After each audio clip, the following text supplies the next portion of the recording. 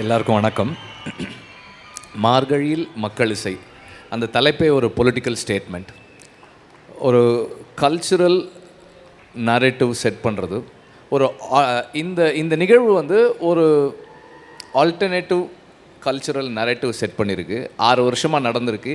இன்றைக்கி இவ்வளோ க்ரௌட் இந்த ஓப்பன் கிரவுண்டில் நடக்கிறது ஒரு ரொம்ப சந்தோஷமாக இருக்குது. அண்ட் இவ்வளோ பேரை பார்க்குறதுக்கு ரொம்ப சந்தோஷமாக இருக்குது. ரஞ்சித்தினுடைய ஒவ்வொரு செயல்பாடுமே ஒரு ஆழமான ஒரு பொலிட்டிக்கல் அண்டர்ஸ்டாண்டிங்கோடவும் அவருடைய ஒவ்வொரு முன்னெடுப்புமே ஒரு பெரிய சமூக தாக்கத்தை ஏற்படுத்தக்கூடியதாக இருக்குது. அதில் ரொம்ப முக்கியமானதாக இந்த மார்கழி மக்கள் இசையை பார்க்குறேன் நான். இதில் வந்து ஒரு ஸ்டேஜ் கிடைக்கிறது மட்டும் கிடையாது, இங்கே இருக்கிற கலைஞர்களுக்கான ஸ்டேஜ் கிடைக்கிறது மட்டும் கிடையாது.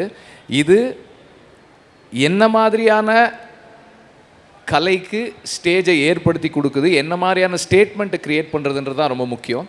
இங்கே இங்கே இங்கே வந்து